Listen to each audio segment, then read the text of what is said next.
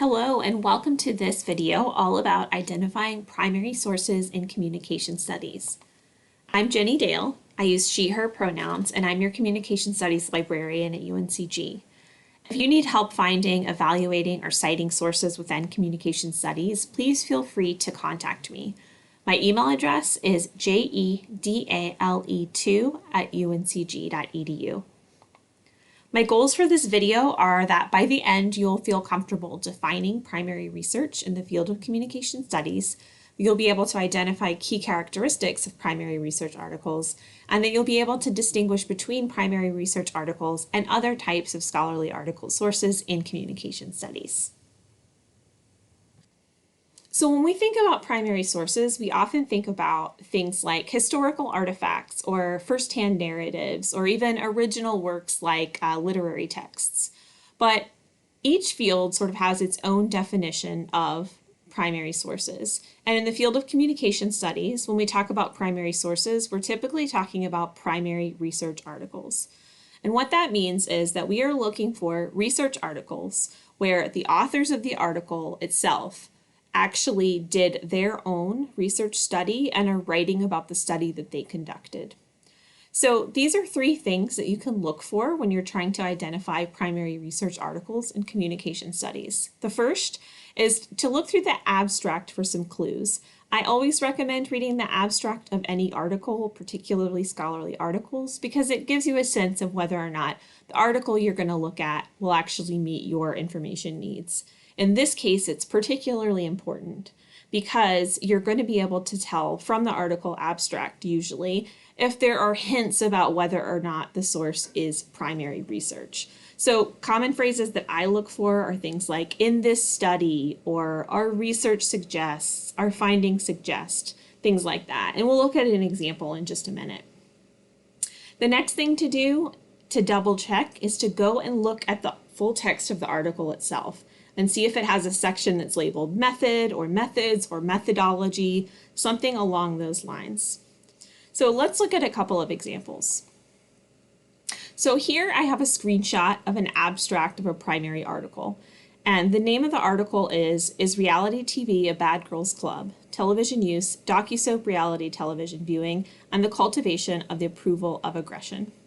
I found this article in the Communication Studies database called Communication and Mass Media Complete. And what I did is I went in there and I searched cultivation theory. So this is an article from a journal called Journalism and Mass Communication Quarterly. But what's really important for our purposes here is this abstract. So I have on the screen red boxes around three different things here that tipped me off that this was probably a primary article. The abstract starts with the phrase "in this study." To me, that is like right off the bat, just a pretty clear sense that this is going to be about a study that these authors, Scharrer and Blackburn, actually conducted themselves.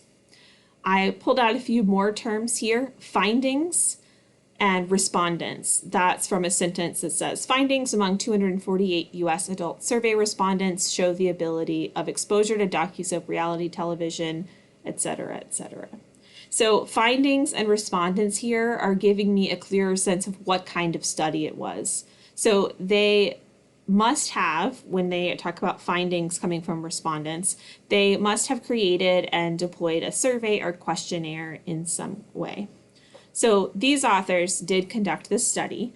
I'm going to go now to the full text of the article itself. So as I mentioned, this is the second thing that I do whenever I'm looking at whether or not a source is considered a primary research article.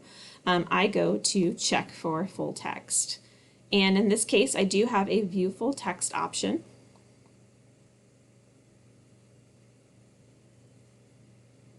And I'm just going to keep clicking until I actually get to the full text of the source itself.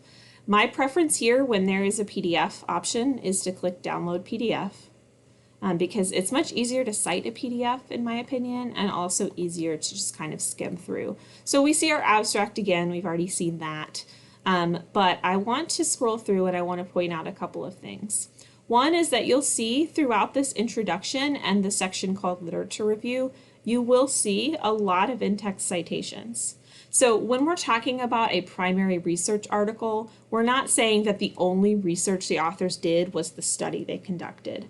Before they conducted that study, in order to sort of set the study up and to come up with their research questions, they would have had to do quite a bit of secondary research, which in this case usually means reading lots and lots of other articles, including lots of primary research articles. So sometimes students in CST 300 tell me that they get thrown off when they see lots of other sources being cited because they're really looking for that original research, but you still actually want to see a lot of other sources cited. It gives you a sense of what these authors and these researchers did before they created their own research study. So I'm going to scroll through. You'll see there is a lot of that in here. It's a long literature review. And they give you, in this case, their hypotheses and research questions. You won't always have a section called that, but it's nice when they have it. And then following that, we have exactly what I'm looking for, that method section. And the method section, really the purpose of it is to tell you exactly what happened. So in this case, they're telling you about their sample, how they decided who to survey, how they sent out their call. They're going to tell you about the measures they used, what they were asking people to sort of rate. They're going to tell you about their results, and this is often where you're going to see things like tables and charts, sometimes graphs, lots of numbers in here, different sort of formulas. And then after you get through the results, there's usually going to be some kind of discussion where they talk about the implications of those results. When they took those sort of raw results and that raw data, what conclusions are they drawing from it? So this is an example, again, of a primary research article where the study that was conducted was a survey that focused on docusoap reality television viewing and used the framework of cultivation theory. So I'm going to head back to my slides here, and I want to show you another example of a source, and this is going to be an example of a non-primary article. Before I go into this, one of the things I want to say is that I am not in any way suggesting that this is not a great article. I'm sure that it's very well written. I'm sure that this author, whose name apparently is James Potter, is someone who probably did a lot of research, who probably knows quite a bit about cultivation theory, but in this case, it's just not the kind of source we're looking for. So the name of the article itself is A Critical Analysis of Cultivation Theory. And two things that I want to pull out from the abstract here that gave me a sense that this was probably not primary research is that I didn't see anything about a research study. What I saw here is a sense that the person who wrote this article is engaging in a critical analysis, which is what it says right at the beginning. I have a red box around this critical analysis.